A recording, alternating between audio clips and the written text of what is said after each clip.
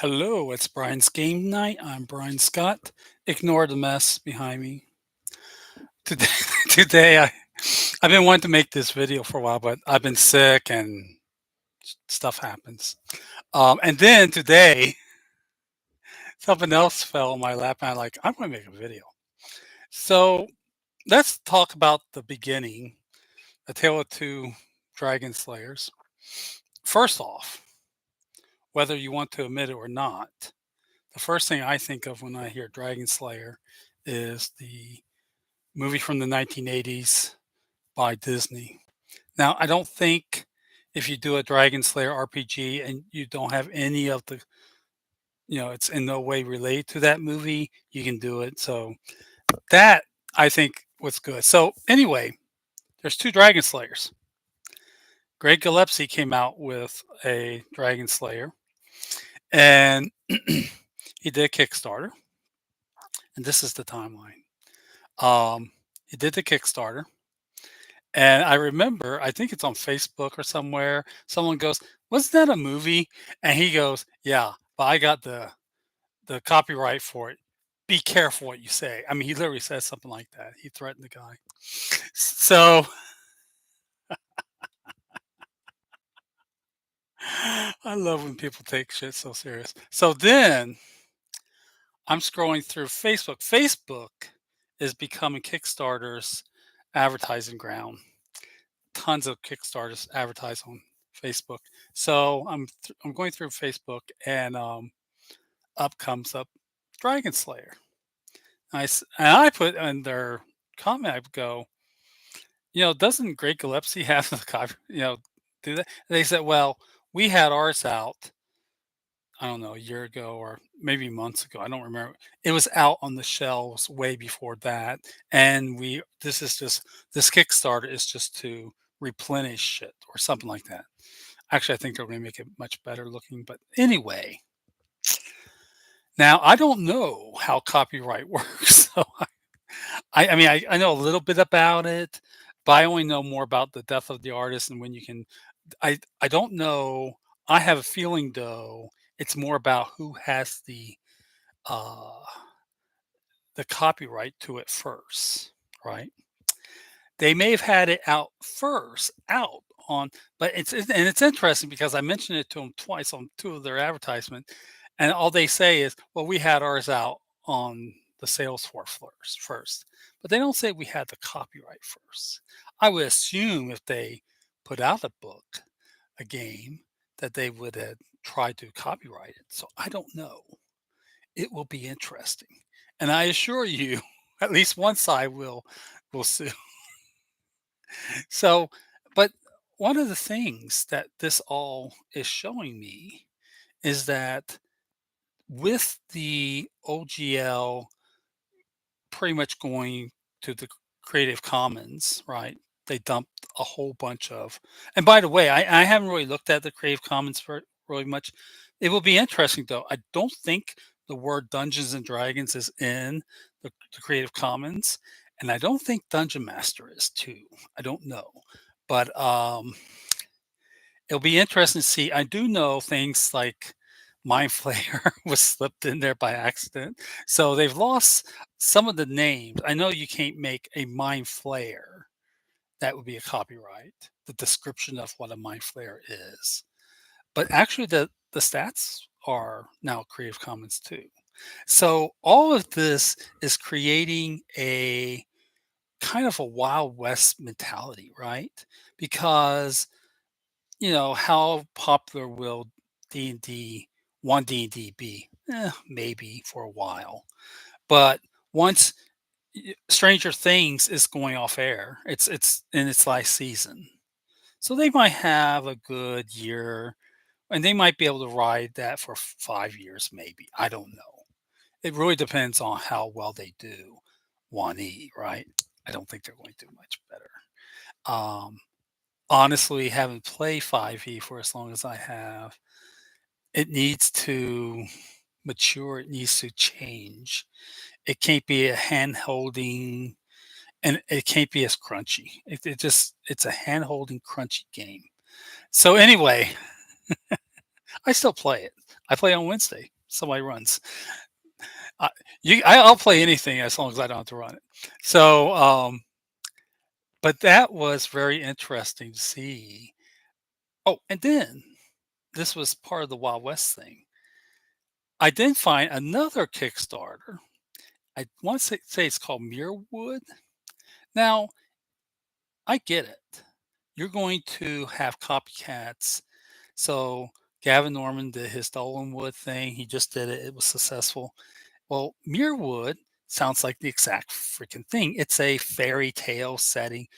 But what was really, I think they kind of stepped on the copyright tail was the fact that the Muirwood, the logo, looks very much like Stolen Wood. Now, I don't have, as you know, I just do these one ups. I don't have any ability to show you what it looks like. Just look it up. It's somewhere on Facebook. I assure you, it's advertised everywhere. I want to call it. I want to say it's Muirwood. So you're going to see a lot of copies, and you're going to see a lot of, and that's fine. But it is going. It feels Wild West. Now the question is where, the other issue is there's a lot of game masters who just want to get the rule set out. They don't care if anybody pays for it. They just want to get out. I'm one of those. I'm making, I've been working on my The Last Days of Atlantis. I know there's no money in it. I just want to create my little setting. So anyway, it's going to be interesting to see this pull and tug and pull of what people are going to do to get their rules set out, right? And especially those who are making money or going to try to make money. And the thing is, this is the thing with the world in general, right? We have such huge companies like Hasbro who's just making so much money you can't even imagine and losing it because they're stupid. But the little guy, if you're comfortable with $1 million, you can make $1 million and do good. You might not have a million people playing the fucking thing, but you're going to have, maybe if you have 20,000 people playing your game, you've won, right? So everybody's going to want that piece of pie. Everybody's going to go out to get that land before the government says you can't. That's the Wild West. Now, I want to talk about, now that I got that out of the way, I want to talk about what Hasbro did. I don't know when they did it. I saw the advertisement. I want to say it was 3 days ago. They drop a 5e conversion for the Lost Caverns of Tosha Camp, which is one of my favorite modules of all time. It's an amazing module. And they're going to get, and they're giving it to you for free for the 50th anniversary of the game. Yeah. There's just one problem. It's not even half of the module.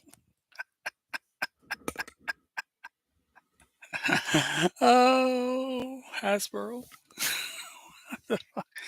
I was all excited. I was like, well, I haven't been to D&D Beyond for about a year and a half.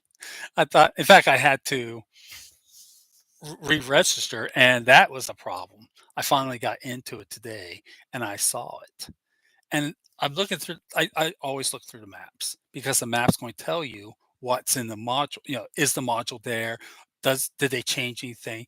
The map is just like the module, the original, except it's only one of the maps. Now I know there's at least two really detailed in the caverns maps, and there's at least one map that's for the wilderness. That's one map. And I thought to myself, right off the bat, I didn't. I look at the map and I'm like, that doesn't look like the map that leads to the sleeping, the woman that's in eternal slumber. I don't want to spoil what's in there. She's in eternal slumber. And I go, they they took her out. They took that whole fucking part of the module out, and they did. The other thing they did, and I don't know. Now you tell me if I'm wrong. I've looked through the PDF. A lot of the magical items are not in there. Now, I do know, in fact, I think what they just did was everything that's on that one map, they put in it because the Petch, those little minor gnomes, they're in there, and the art, by the way, sucks. They're in there. By the way, I don't know. It almost looked like, and I am the first person to use it, AI art, but it looked like AI art. So I don't know. I think they're still going to. It looked, and then to make it any worse, they give you 3 or 4 player characters pre-made to go through it. They're like little Gen Zers. What? Oh, Hasbro. I would say old Wizards, but they're. I have a feeling they're not really part of that anymore. I think it's just all Hasbro now. Um, there's an old saying: if you're not going to do it right, don't do it. To go out and say this is a 50th anniversary, we are converting this module to 5e, and then to do it like this. Oh, and you have to go to D&D Beyond. You can't download it. You have to go to their site and be on their site while you play it. I didn't see any way to download it. Tell me if I'm wrong. So, the Wild West and Hasbro's death, demise. I called it. They're dead. I mean, they were dead to me about 2 years ago, but they're really dead to me now. I was really actually kind of, well, I should have known. I bought the Yawning Portal, which was a decent attempt, but the problem is fifth edition outguns original D&D. There's no dying from poisons. There's no. I told the story where my friend Gary played a monk and went through the Tomb of Horrors or the Yawning Portal. Nah. Oh, it's poison. I'm immune to poison. Big deal. So, as they get worse and do worse, and I assure you, when they literally shit on the people who made this game, and the people who made this game what it is, isn't just the Gygax, you know, Arneson, and all these other people. It was me, the kid who bought all the shit that came out and played the fucking thing every weekend with his friends for 40 years or whatever, a long time. And I get it. I'm going to be dead soon. I get it. Look for the other people who are going to shell out their money. I get it.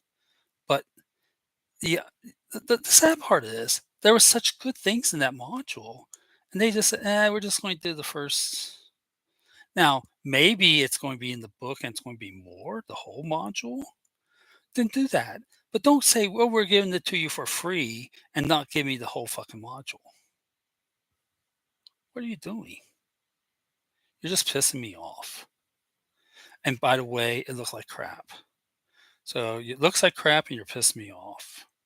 So anyway, the death of Hasbro and the Wild West, go out and claim your land now before it's too late.